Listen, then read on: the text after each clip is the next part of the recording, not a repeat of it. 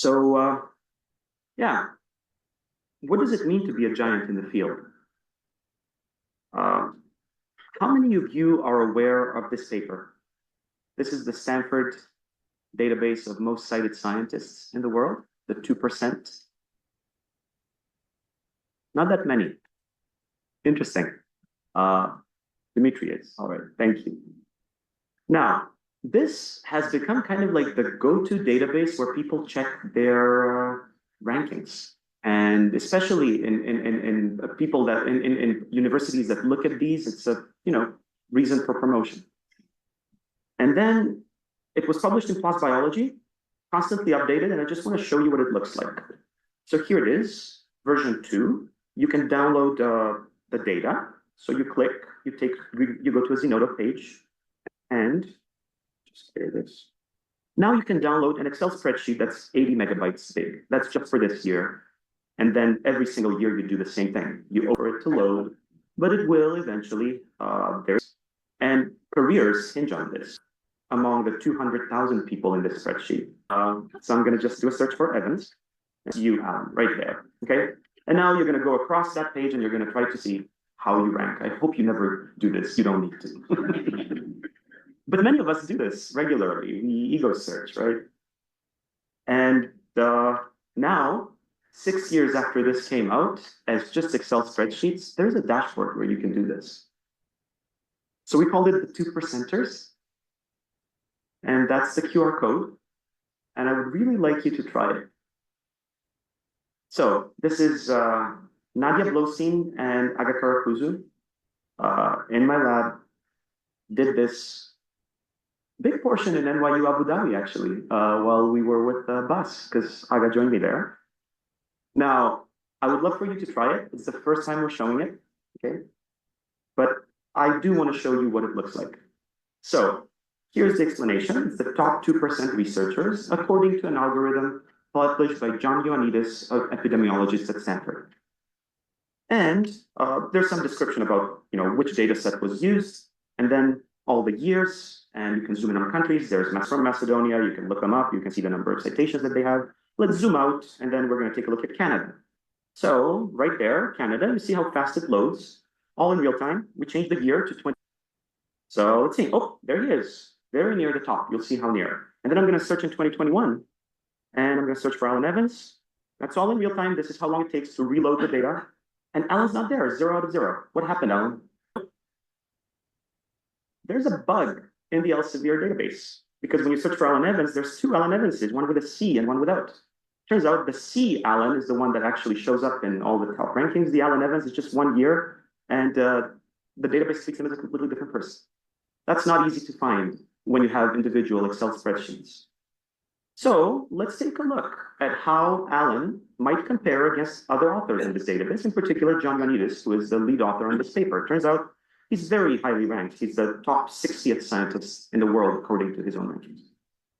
And now we pull up Alan, and he's 1,253. All right. We can look at self-citations, remove them, log transform, play with the data a little bit. And then we take a look at the biggest difference and see where it is. It's the single authored papers that somehow have a huge weight in this ranking. But you wouldn't know that. It's not easy to figure out, but the equation is there. You can take a look at all of the trends.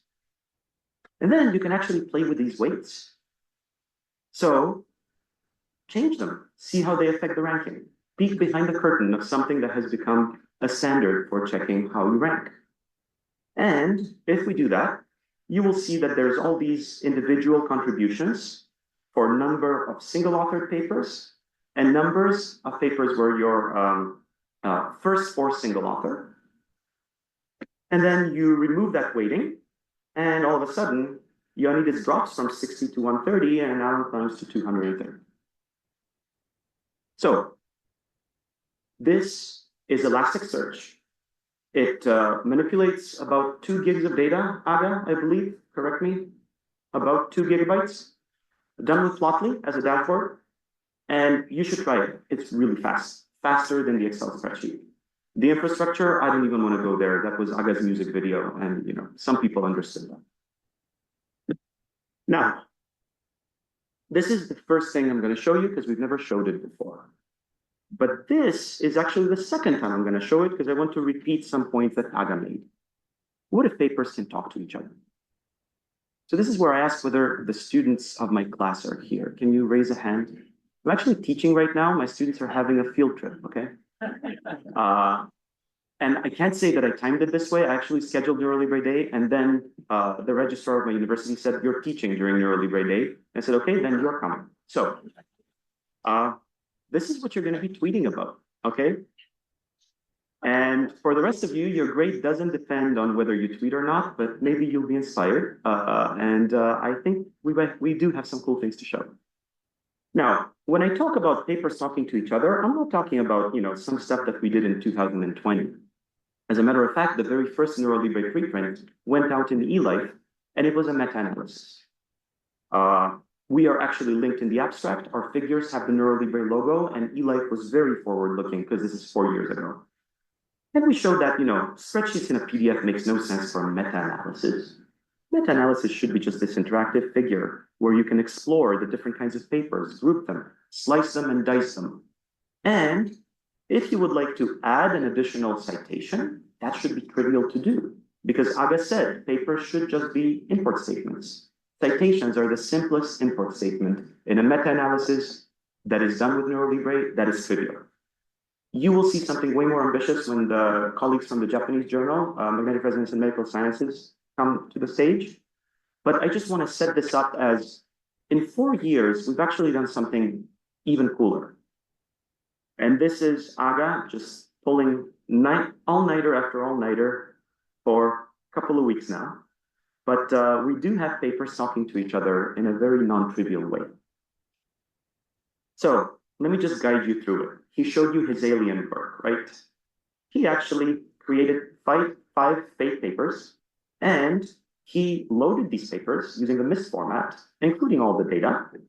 And he was able to take each of those figures, check whether they're interactive, load them, and show them here in this notebook. So as you see, here's one, right here, the alienarity index. And here's the second one, completely different publication. And here's a third one. And now what we will be able to do is, what is the message that the aliens are trying to send it? Let's use Plotly as our data standard for interactive figures. Let's take a look, run it. And then when we do that, we will be able to take all of those individual papers, display them in a Plotly figure, and start putting it together. So basically, I click on the DOI, and the data shows up. And then a completely different paper, and I click on it, and the data shows up. And all of this is happening in real time via a NeuroLibre publication using the MIST format. As far as we know, this has not been done before. It has been hinted at. We've been inspired by a lot of people. But what Aga developed is a very simple library that makes this possible and shows the way forward. You could do computations, you could do statistics, you could aggregate data, you can do meta-analysis. And honestly, I can't wait to find out what you will tell me to do with this, because that is why we're here today. So, this is what he called it, the future of scientific literature, papers talking to each other, but that just doesn't sound like Aga, okay? To get his personality, you need to read the titles of the 5 fake papers he generated. Let me read some of them. Navigating the Void, How Parietal Cortex Volume Predicts Spatial Orientation in Zero Gravity. Attention is All You Need, and a Chunky Prefrontal Cortex. You read these, I'm pretty sure some papers would actually publish this, because he's having fun with this, and then it's up to me to take his genius and shoehorn it into a presentation. So he called this a meta-analysis on 5 Alberta alien brain extraction analytics articles.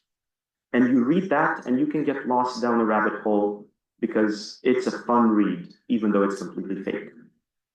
But Aga likes to put in Easter eggs in his presentation, so I just put one in here for him. This is for you, Aga. Alberta, Alberta,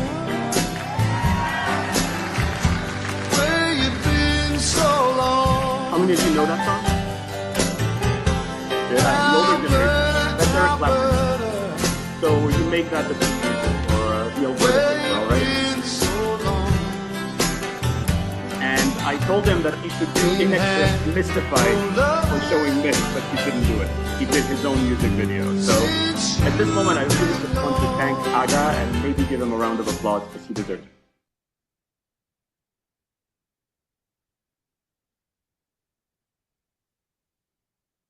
So another Agaism, he said NeuroLibre is paperception. I hope you get the reference. That's a little more recent than Eric Clapton. But we're bigger than neuro. You know, this is no longer just a neuro project. I think it should be much bigger. So I created this survey. Basically, I would like you to help us rebrand NeuroLibre. Paperception, I actually kind of like that. But let's just brainstorm a little bit, and then during the town hall, we can show some of your ideas. So please get that QR code. Tell me that it works. Please tell me that it works. Yes, yeah, thank you, Joseph. He's from my class. There you go, first one. And then let's see how we can take it to the next level. So, given that this is our iPhone moment, and you did see a lot of live presentations, we loaded everything, it ran, and there was no glitch. A big question appears here, which is, first, no journal at the moment can publish these. We will kill ourselves developing a NeuroLibre notebook. But so what? Nature's still just going to take the PDF and link to supplementary. And that does nobody justice, because that's $10,000 down the drain. Reviewers, will they ever review this thing? I mean, you're not getting paid anything. That's what Lucina Udin's class action lawsuit is. Turns out, you know, that may even be collusion by publishers for you to not get any money and do a crappy job of reviewing an article. You just get the PDF. And what's the incentive for you to actually go there and load all these things and check them and tell us whether they work? Finally, for the authors, who's going to build this? You have careers to run, you have labs to run, you have careers to build, you need promotions. So how am I going to make you actually do it? So I think the only solution I can see here is a new journal. A journal that actually takes reasonable article processing fees and pays people for this work, because your work should not be free and your reviews should not be free. And I know that Lucina was registered. I hope she's listening. I think publishers are making too much money publishing subpar 17th century technology. And with all due respect to Dmitry, who actually did a great job outlining why PDFs are still good, all I can say is that in the age of computational science, to stand on shoulders of giants, you need to be able to reuse their work. So let's not talk about doubt, whether I can reproduce somebody's work, whether they're honest. It's more about, can I reuse somebody's work and make something good or better out of it? That's what standing on the top, on the shoulders of giants means. I'm very fortunate to be surrounded by intellectual giants on this project. It has been truly a marvel, 7 years in the making. Thank you, Alan, for giving me a chance, because you asked me to develop a communication platform for the CONP. I don't think even you had an idea what that would mean, but I think we've gone a long way. And I really hope we can take it to the next level. But a new journal is probably the only way. Pay the authors $500 so they can build a notebook. Pay the reviewers $500, which is the fair price. That's $1,500. That's still half of a standard article processing charge of $3,000, not to mention Nature's $10,000. And yet the value we're adding here is big. So with that, I want to thank all the people that have helped me on this journey, and I'm sure I missed some of them. It means a lot to see you here. It means a lot to see so many great ideas. I really want to know where you take this. And maybe in 2025, we'll have a journal that will be able to do justice to Alan's work and to everybody else's work in the room. So thank you very much.